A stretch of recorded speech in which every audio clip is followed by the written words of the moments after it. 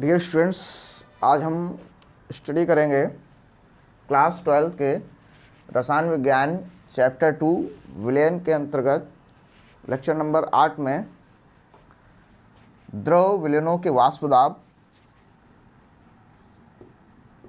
दाब तथा राउल्स के नियम के बारे में। राउल्स के नियम, जो इम्पोर्टेंट टॉपिक होगा आज का, राउल्ट का नियम। राउल्ट का नियम। तो राउल्ट का नियम पढ़ने के लिए पहले हमें डिस्कस करना होगा कि द्रवों का वाष्प दाब क्या होता है। देखिए, मान लिया एक बंद बर्तन है, इस बंद बर्तन में एक वाष्पशील द्रव रखा हुआ है। वाष्पशील द्रव को जिसे हम वोलेटाइल लिक्विड भी बोलते हैं। वोलेटाइल लिक्विड मीन्स वाष्पशील द्रव ए है, ठीक है। तो देखिए, जो वाष्पशील द्रव होते हैं वो सामान्य ताप पर भी उनके कुछ अणु, जो ऊपरी सतह के अणु होते हैं, वो वाष्प अवस्था में चले जाते हैं। क्योंकि होता क्या है कि द्रव के अणु लगातार आप गति करते रहते हैं, वो आपस में टक्कर करते रहते हैं। तो जो ऊपर वाले अणु होते हैं, ऊपरी सतह के अणुओं की गतिज ऊर्जा जो होती है वो निचली सतह के अणुओं से ज़्यादा होती है। तो जब नीचे वाले अणु ऊपर वाले अणु से टकराते हैं, जिससे उनकी ऊर्जा बढ़ने से उनमें से कुछ द्रव के अणु वाष्प अवस्था में आ जाएंगे। कुछ द्रव के अणु वाष्प अवस्था में आ जाते हैं। लेकिन जब वो वाष्प अवस्था में पहुँचेंगे तो वाष्प अवस्था में उनके आपस में अणुओं से टक्कर होगी। टक्कर के कारण फिर से पुनः वो द्रव अवस्था में चले जाते हैं, ठीक है। तो कुछ समय बाद एक ऐसी अवस्था आती है कि जितने अणु द्रव अवस्था से वाष्प अवस्था में जाएंगे, उतने ही अणु वाष्प अवस्था से गैस अवस्था में हो जाती है। तो ये एक गतिशील अवस्था होती है, ये एक गतिशील अवस्था होती है। लेकिन यहाँ पर एक साम्यावस्था होती है। तो साम्यावस्था का मतलब यह है कि जितने अणु द्रव से गैस अवस्था में जाएंगे, उतने ही अणु गैस अवस्था से फिर से द्रव अवस्था में आ जाएंगे। तो देखिए, वाष्प दाब क्या होता है। तो वाष्प दाब का मतलब यह है कि गतिशील साम्यावस्था में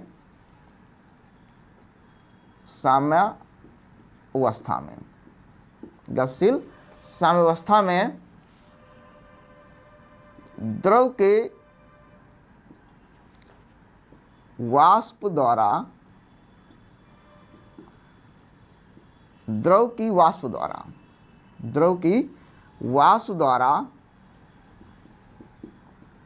द्रव की सतह पर आरोपित दाब, द्रव की सतह पर आरोपित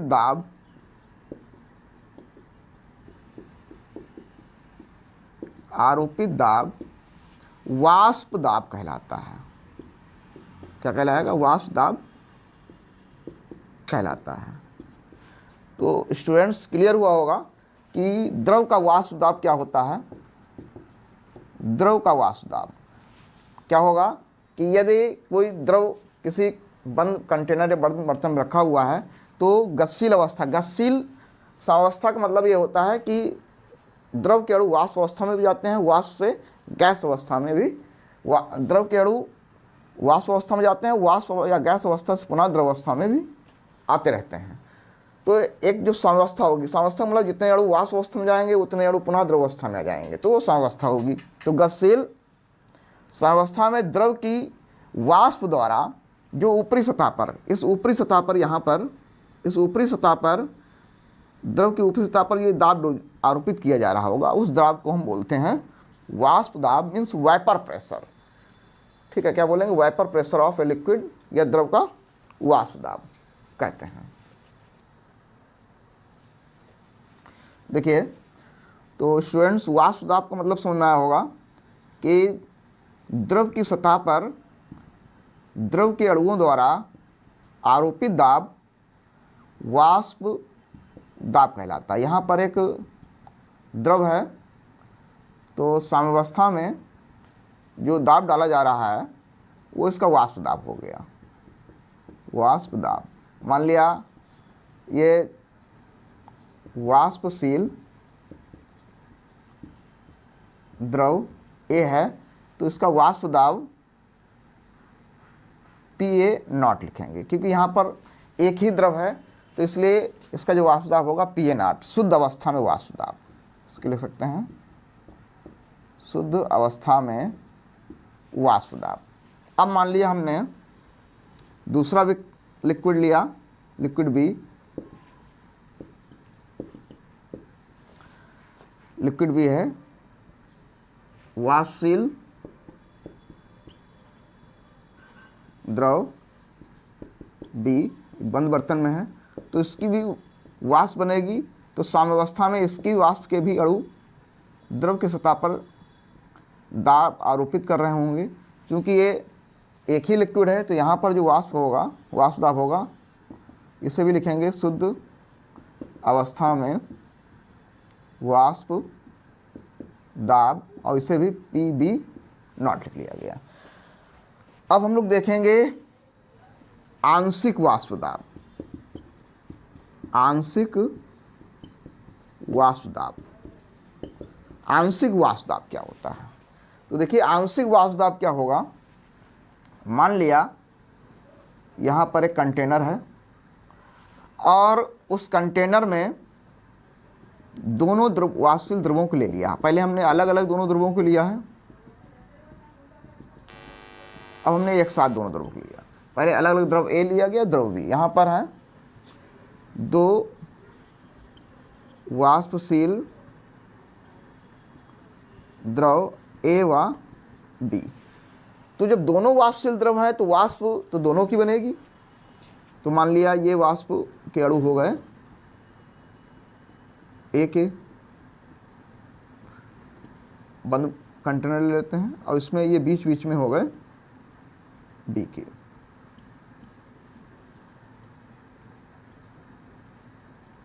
ठीक है, बात आई समझ में? तो यहाँ पर क्योंकि दोनों वाष्पशील द्रव हैं ए और बी, तो दोनों के अणु यहाँ पर वाष्प बना रहे होंगे, और साम्यावस्था में दोनों के अणुओं द्वारा इस द्रव की सतह पर दाब को आरोपित किया जा रहा होगा। तो यहाँ पर क्योंकि दोनों वाष्पशील द्रव हैं और दोनों वाष्पशील द्रव वाष्प बनाएंगे और दोनों ही द्रव की सतह पर दाब डालेंगे, तो जो दोनों वाष्पशील द्रवों द्वारा जो वाष्प दाब आरोपित किया जा रहा होगा वो तो हो गया कुल दाब। क्या हो गया? कुल दाब। क्या हो गया? कुल दाब हो गया, P जिसे कहेंगे। लेकिन हम बात करते हैं कि उस गैसी वाष्पशील मिश्रण में जो किसी एक गैस, मान लिया ये ए के अणु हैं और ये बी के अणु हैं, और हम इंडिविजुअल किसी एक गैस का वाष्प दाब निकालें, तो गैसीय मिश्रण में जब हम किसी एक गैस का वाष्प दाब निकालते हैं तो उसे बोलते हैं आंशिक वाष्प दाब। क्या बोलते हैं? आंशिक वाष्प दाब। क्या बोलेंगे? आंशिक वाष्प दाब।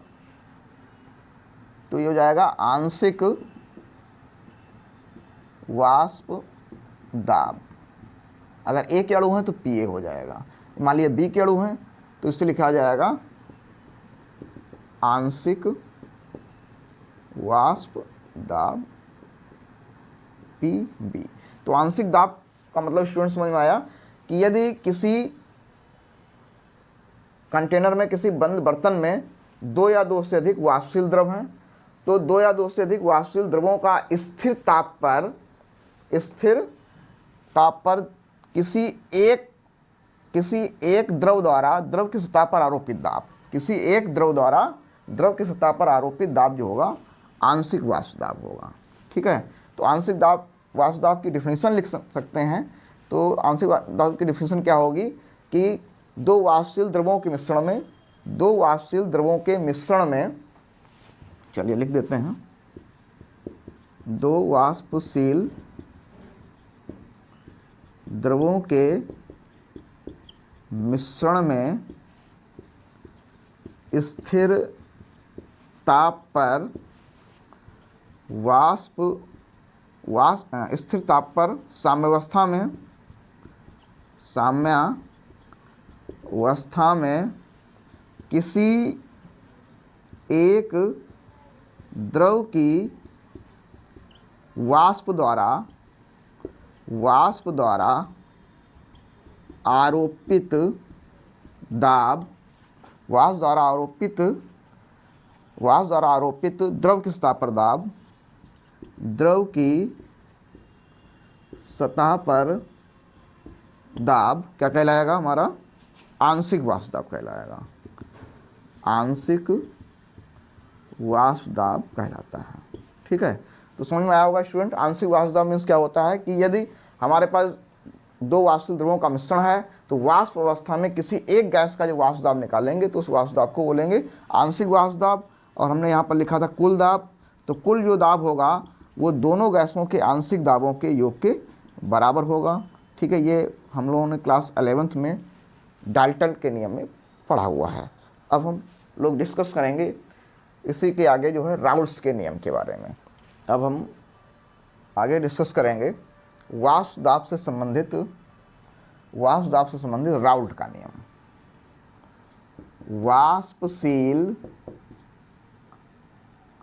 वाष्पशील द्रवों के लिए राउल्ट का नियम। देखिए यहाँ पर एक बंद कंटेनर है और इस कंटेनर में दोनों जो द्रव हैं कैसे हैं? वाष्पशील द्रव हैं और दोनों वाष्पशील द्रव क्या बनाएंगे? वाष्प बनाएंगे। इनके वाष्प के बोलेंगे आंशिक वाष्प दाब, आंशिक वाष्प दाब बोला जाएगा। तो राउल्ट ने देखा कि यदि जो वाष्पशील द्रव यहाँ पर लिए गए हैं, यदि इन वाष्पशील द्रव की मात्रा को हम बढ़ा दें, यहाँ पर जो वाष्पशील द्रव लिए गए हैं इनके अमाउंट को हम इंक्रीज करते जाएं और लार्ज अमाउंट में ले लें। दूसरा बड़ा कंटेनर ले लिया, मान लिया हमने, और इससे बड़ा कंटेनर ले लिया। ठीक है, और जब ज़्यादा बड़ा कंटेनर लेंगे तो वहाँ पर द्रव का अमाउंट मान लीजिए ज़्यादा है, लार्ज अमाउंट में लिया। एक द्रव ये हो गया और दूसरा द्रव ये हो गया। तो अगर हम पहले से अधिक मात्रा में दो वाष्पशील द्रव ले रहे हैं, ठीक है, तो जब ज़्यादा मात्रा में वाष्पशील द्रव लेंगे तो उन द्रवों की वाष्प भी ज़्यादा बनेगी, वाष्प भी अधिक मात्रा में बनेगी। और जो वाष्प अधिक बनेगी तो द्रव की सतह पर पड़ने वाला जो आंशिक वाष्प दाब है या द्रव की सतह पर पड़ने वाला जो वाष्प दाब है उसका जो मान होगा वो क्या होगा? बढ़ता जाएगा। जैसे जैसे मात्रा बढ़ाते जाएंगे तो किसी एक वाष्पशील द्रव का जो आंशिक वाष्प दाब या जो एक कोई द्रव है वो द्रव की सतह पर जो आंशिक वाष्प दाब आरोपित कर रहा है उसका जो मान होगा वो क्या होगा? बढ़ता जाएगा। तो इसी संबंधित राउल्ट ने एक नियम बताया जिसे बोलते हैं वाष्पशील द्रवों के लिए राउल्ट का नियम। देखिए क्या है, इंपॉर्टेंट है, इसको स्टूडेंट नोट कर लें। स्थिर ताप पर वाष्पशील, क्योंकि हमारे द्रव कैसे होना चाहिए? वाष्पशील होना चाहिए। ये जो द्रव होना चाहिए कैसे होना चाहिए? ये शर्त है। वाष्पशील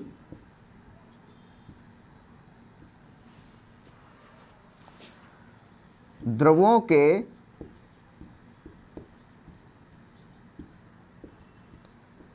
विलयन में, वाष्पशील स्थिर ताप पर वाष्पशील द्रवों के विलयन में प्रत्येक अवयव या घटक का आंशिक वाष्प दाब,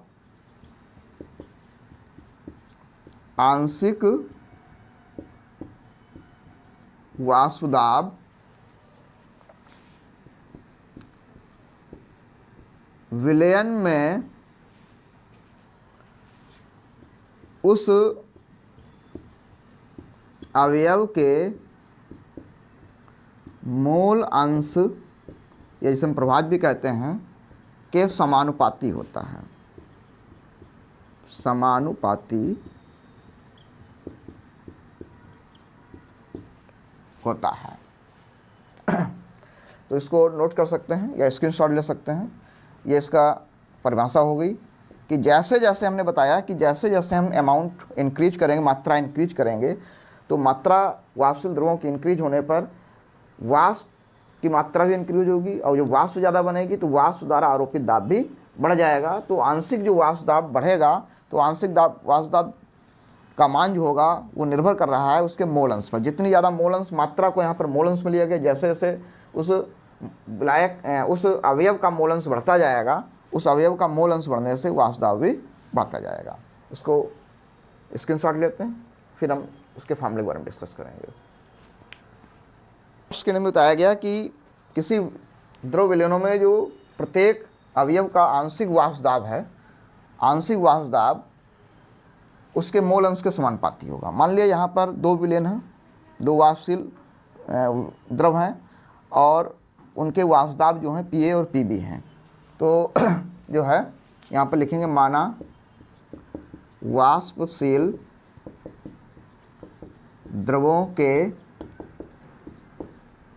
मिश्रण में, द्रवों के वाष्पशील, माना वाष्पशील द्रवों के मिश्रण में, माना वाष्पशील द्रवों के मिश्रण में दो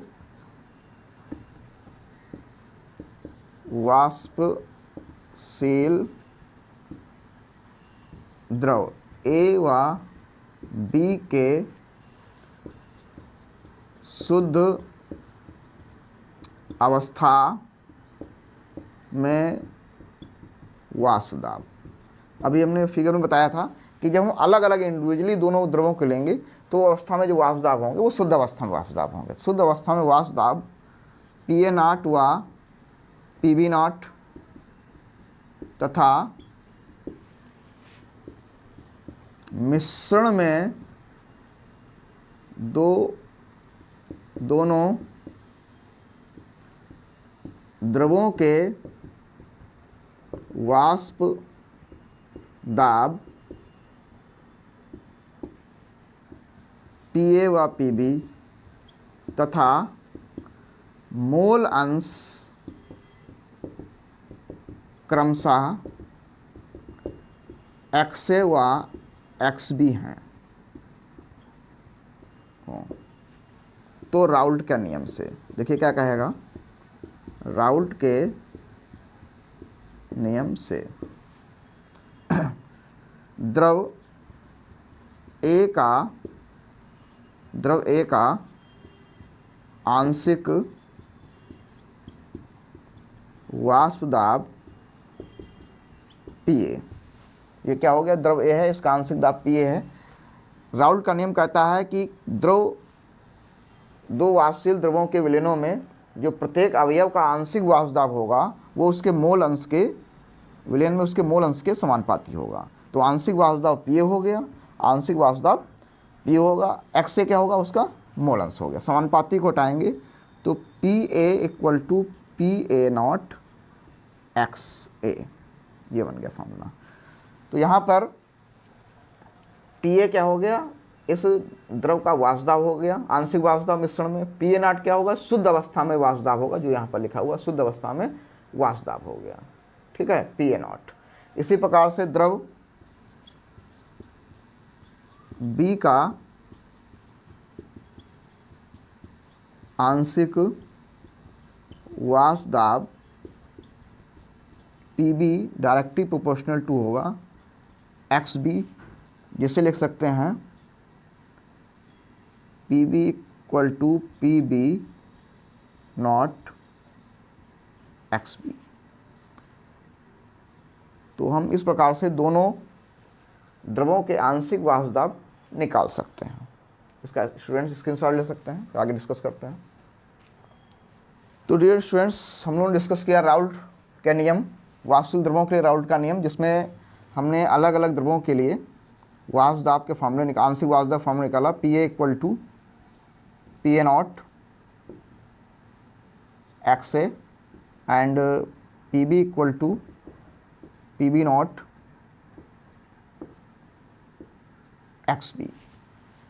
लेकिन जो वाष्पशील द्रवों का मिश्रण होगा उसमें दोनों वाष्पशील द्रव एक साथ रखे गए होंगे, तो उनका अगर कुल दाब निकालेंगे तो किस प्रकार से निकलेगा। तो यहाँ पर हम डाल्टन के आंशिक दाब का नियम लेंगे। डाल्टन के आंशिक दाब के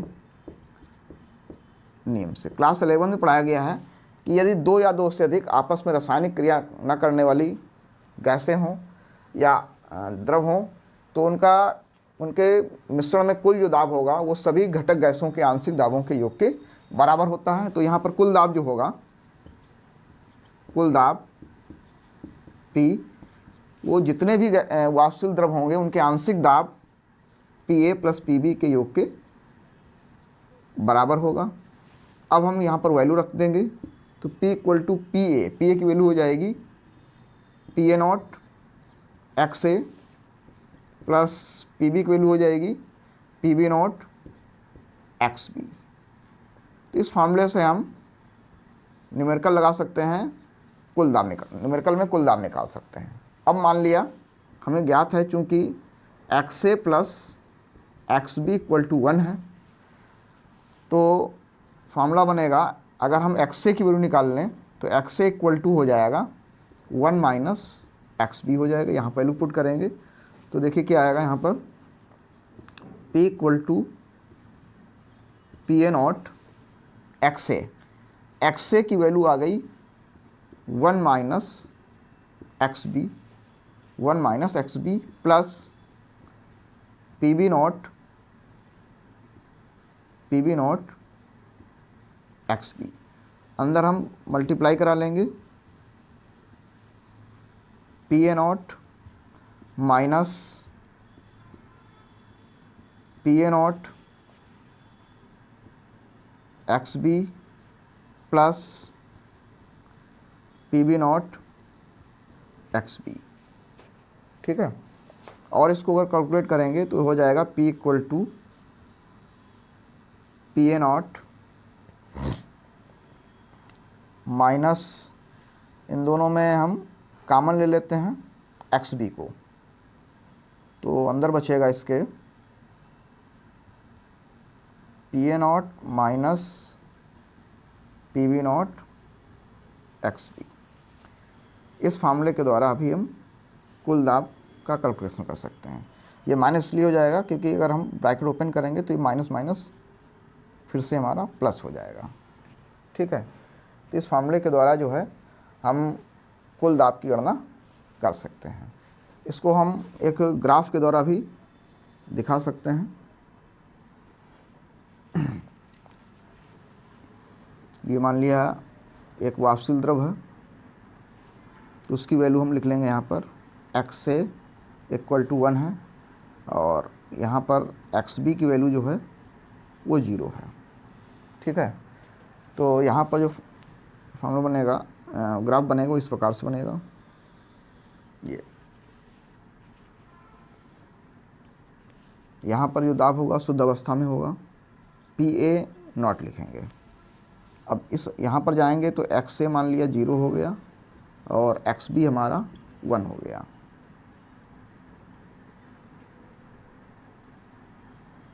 ये मान लिया शुद्ध अवस्था में है तो PB नॉट यहाँ पर मैक्स, PB नॉट शुद्ध अवस्था में होगा, ये इस प्रकार से होगा।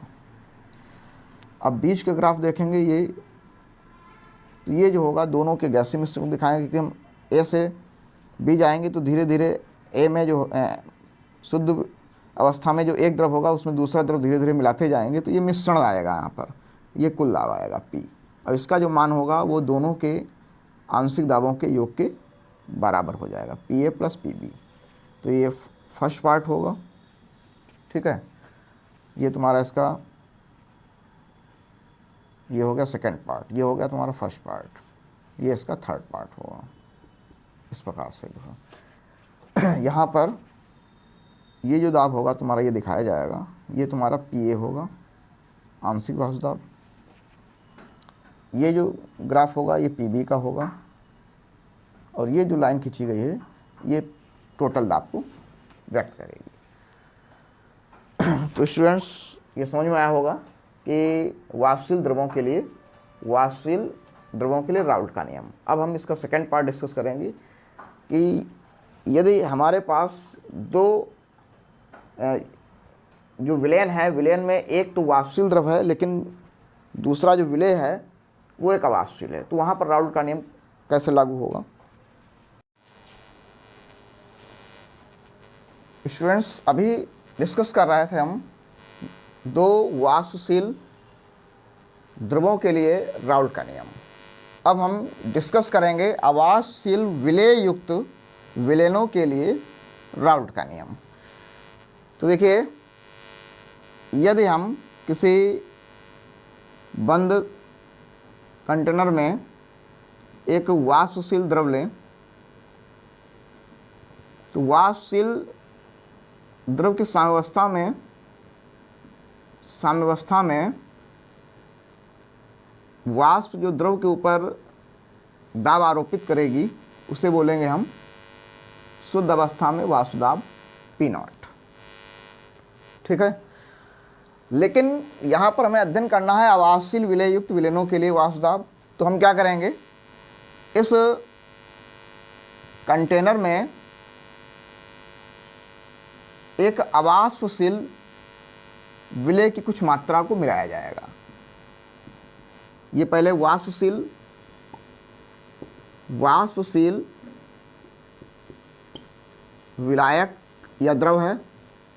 ठीक है, अब क्या किया गया, इसमें एक वाष्पशील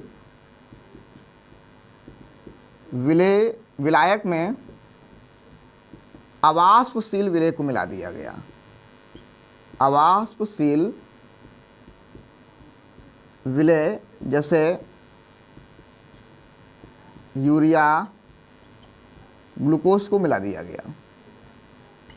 यदि हम अवाष्पशील विलेय यूरिया, ग्लूकोज की कुछ मात्रा को मिला देंगे तो इसके नाम से स्पष्ट है कि यदि हम अवाष्पशील विलेय की कुछ मात्रा को मिलाएंगे तो ये वाष्प अवस्था में नहीं जाएगा, तथा इसके अणु जब ऊपरी सतह पर पहुंचेंगे तो वाष्पशील जो विलायक जो वाष्प बना रहा था, इस विलायक की वाष्प की मात्रा को पहले की तुलना में कम कर देंगे। पहले केवल शुद्ध विलायक था वाष्पशील, तो उसकी वाष्प ज़्यादा बनेगी तो वाष्प दाब भी अधिक होगा। लेकिन जब हम वाष्पशील विलायक में एक अवाष्पशील विलेय जैसे यूरिया, ग्लूकोज, सुक्रोज को मिला देते हैं तो देखा गया कि वाष्प की मात्रा पहले की तुलना में वाष्प की मात्रा कम हो जाती है। तो अवाष्पशील विलेय की उपस्थिति में जो वाष्पशील विलायक है उसकी वाष्प दाब क्या होगा, पहले से कम हो जाएगा। ठीक है, इसे अब हम P से लिखेंगे। तो यहाँ पर हम राउल्ट का नियम लगाएंगे। राउल्ट के नियम से विलायक का आंशिक वाष्प दाब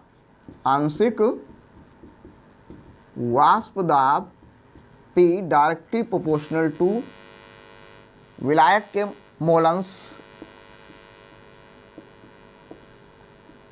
डायरेक्टली प्रोपोर्शनल हटाएंगे तो P equal to P0 x। तो P0 का मतलब हो गया शुद्ध अवस्था में विलायक का वाष्प दाब, where P0 इक्वल टू शुद्ध अवस्था में विलायक का वाष्प दाब हो गया। ठीक है, अब हम जानते हैं कि मोल अंश विलायक और विलेय का मोल अंश की वैल्यू होती है 1 के बराबर। तो यदि हम विलायक का मोल अंश निकालेंगे, ये x विलेय होगा, x विलेय। यदि हम विलायक के मोल अंश की वैल्यू निकालें तो विलायक का मोल अंश इक्वल टू होगा 1 माइनस विलेय का मोल अंश, 1 माइनस मोल अंश। तो P इक्वल टू आ जाएगा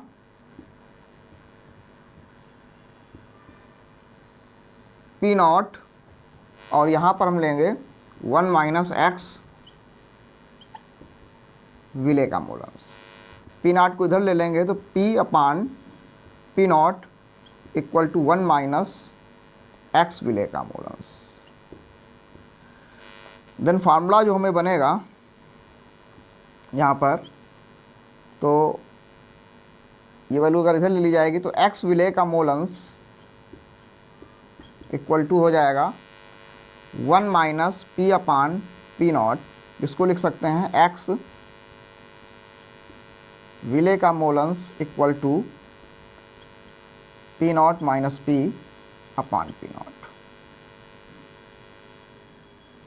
ये अवापशील विलययुक्त विलयनों के लिए राउल्ट का नियम हो जाएगा। यहाँ पर ये निकाला गया है कि विलेय का मोल अंश बराबर होगा P not minus P. P naught का मतलब हो गया शुद्ध अवस्था में वाष्प दाब, पी हो गया जब हम अवापशील विलेय मीन्स यूरिया ग्लूकोज घोल देंगे तो वाष्प दाब। तो देखा गया कि जब हम अवापशील विलेय पदार्थ घोल देते हैं तो वाष्प दाब कम हो जाता है, इसलिए इनका जो अंतर होगा वो वाष्प दाब में अवनमन बोला जाएगा। लेकिन यदि वाष्प दाब के अवनमन को शुद्ध विलायक के वाष्प दाब से अगर हम भाग कर दें तो ये बोला जाता है वाष्प दाब में आपेक्षिक अवनमन। क्या बोला जाएगा इसे? इस राशि को बोलेंगे वाष्प दाब में आपेक्षिक अवनमन। और वाष्प दाब में जो आपेक्षिक अवनमन है ये किसके बराबर होगा? विलेय के मोल अंश के बराबर होगा। कहने का मतलब ये है कि विलेय का मोल अंश जितना ज़्यादा होगा, अवापशील विलेय का मोल अंश जितना अधिक होगा, वाष्प दाब में अवनमन भी उतना अधिक होगा जो है। ठीक है, तो स्टूडेंट्स का स्क्रीनशॉट ले लें, फिर आगे डिस्कस करता हूँ। स्टूडेंट्स अभी हम लोगों ने फार्मूला निकाला पी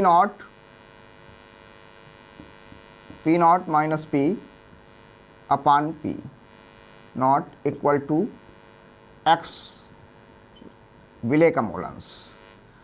तो where P not minus P upon P naught का अर्थ होता है वाष्प दाब में आपेक्षिक अवनमन, और एक्स विलेय का मतलब है विलेय का मोल अंश। एक्स विलेय का मतलब हो गया विलेय का मोल अंश। तो इस प्रकार से राउल्ट के नियम की जो डिफिनीशन बनेगी वो क्या होगी? अवाष्पशील, यहाँ पर विलेय कैसा है? अवाष्पशील है, तो अवाष्पशील विलेय युक्त विलयन, अवाष्पशील विलेय युक्त विलयन का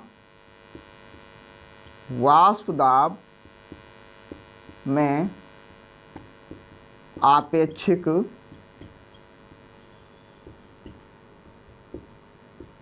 अवनमन विलयन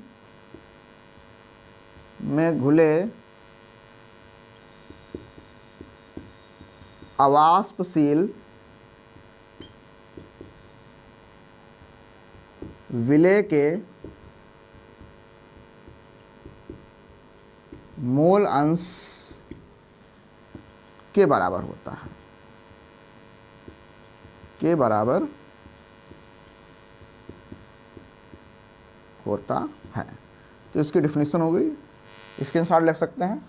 अवाष्पशील विलेय युक्त विलयन का वाष्प दाब में आपेक्षिक अवनमन जो होगा वो विलयन में घुले अवाष्पशील विलेय के मोल अंश के बराबर होगा। इस फार्मूले की सहायता से डिफिनीशन निकाल सकते हैं।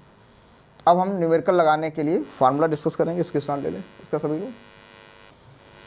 देखिए, चूंकि विलेय का मोल अंश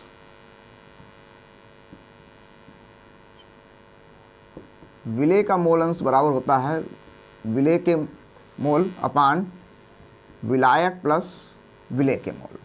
ठीक है, तो इस प्रकार से फार्मूला बनेगा P not minus P upon P not equal to N upon capital N plus small N, where small N capital N पर लिख लेते हैं। कैपिटल एन इक्वल टू हो जाएगा विलायक के मोल, और स्मॉल एन हो जाएगा विलेय के मोल। चूंकि कैपिटल एन इक्वल टू होता है capital W upon capital M, and small n equal to होता है small w upon small m। Then formula जो बनेगा न्यूमेरिकल लगाने के लिए P not minus P upon P not equal to small n की वैल्यू हो जाएगी small w upon small m, नीचे capital W upon capital M plus small w upon small m। चूँकि विलायक की तुलना में विलेय के मोलन्स बहुत कम होते हैं, इसलिए n की वैल्यू जो होती है बहुत ही कम होती है कंपेरिजन टू कैपिटल N की तुलना में। विलेय के मोल विलायक के मोल की तुलना में बहुत कम होते हैं, इसलिए छोड़ सकते हैं। तो जब छोड़ेंगे तो ये भी वैल्यू छूट जाएगी यहाँ पर small w upon small m। तो फार्मूला जो न्यूमेरिकल लगाने के लिए बनेगा पी नॉट माइनस पी, इधर लिख लेते हैं, P not minus P upon P not equal to small w upon small m, small m नीचे लिख लेंगे, into capital W upon capital M। इस फार्मूले की सहायता से हम आवासशील जो विलेय है उसके मोलर वेट या कह सकते हैं उसका अणुभार ज्ञात कर सकते हैं। मान लिया किसी अवापशील विलायक में जो वापशील विलायक में जो अवापशील विलेय मिलाया गया है, अवापशील विलेय मिलाया गया है, उसका हमें अणुभार ज्ञात करना है। तो इस फार्मूले को लगाकर जो है हम उस अवापशील विलेय के अणुभार की गणना कर सकते हैं। तो स्टूडेंट इसका स्क्रीनशॉट ले सकते हैं आप लोग।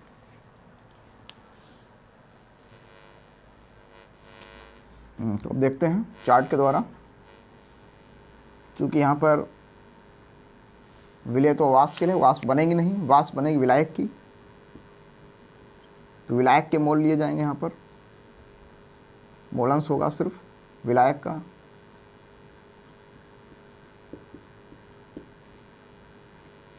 और ये जो दाब बनेगा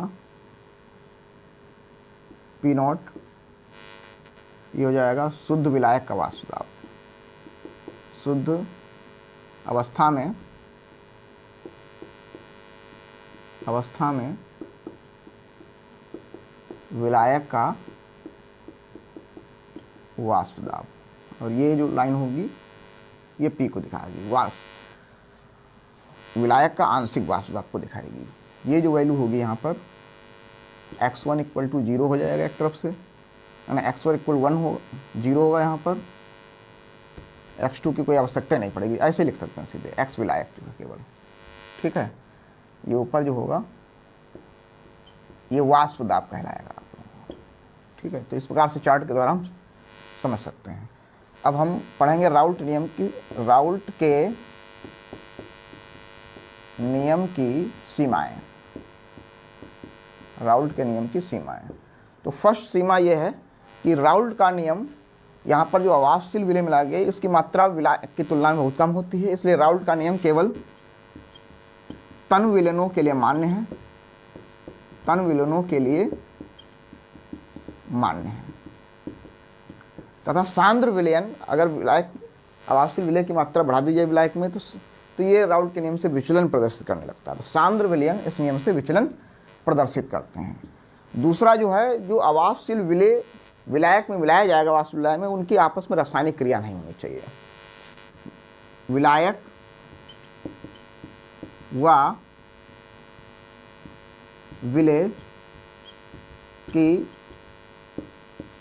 रासायनिक क्रिया नहीं होनी चाहिए, और सबसे महत्वपूर्ण जो है सीमा यह है कि जो अवापशील विलेय मिलाया गया है वो विलेय आयनों में नहीं टूटना चाहिए। जैसे NaCl मिला दे तो NaCl आयनों टूट जाएगा, तो वहाँ पर राउल्ट का नियम भी लागू नहीं होगा। और ना ही संगुणित होना चाहिए, मतलब जो है उसके अणु आपस में जुड़ना नहीं चाहिए। जैसे एसिटिक अम्ल, फार्मिक अम्ल या बेंजोइक अम्ल के अणु आपस में जुड़ जाते हैं, संगुणित हो जाते हैं, तो वहाँ पर राउल्ट के नियम के द्वारा जो गणना है अणुभार की वो सही नहीं हो पाएगी। तो विलेय के अणु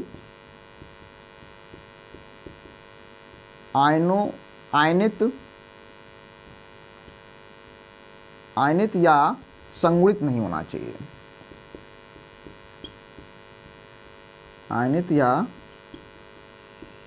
संगुणित नहीं होना चाहिए। ओके, तो स्टूडेंट्स आज हम लोगों ने डिस्कस किया कि वाष्प दाब क्या होता है, वाष्पशील द्रवों के लिए राउल्ट का नियम क्या है, अवाष्पशील विलययुक्त विलयनों के लिए राउल्ट का नियम क्या है, और इनके फॉर्मूले पढ़ें। आगे हम लोग इनके न्यूमेरिकल भी डिस्कस करेंगे, और ये विलयन चैप्टर का सबसे इंपॉर्टेंट टॉपिक है, इसकी डेफिनेशन भी इंपॉर्टेंट है और इसके न्यूमेरिकल भी आएंगे। अगर वीडियो अच्छा लगा हो तो इसको लाइक करके अपने साथी स्टूडेंट को शेयर कर दें। Thank you.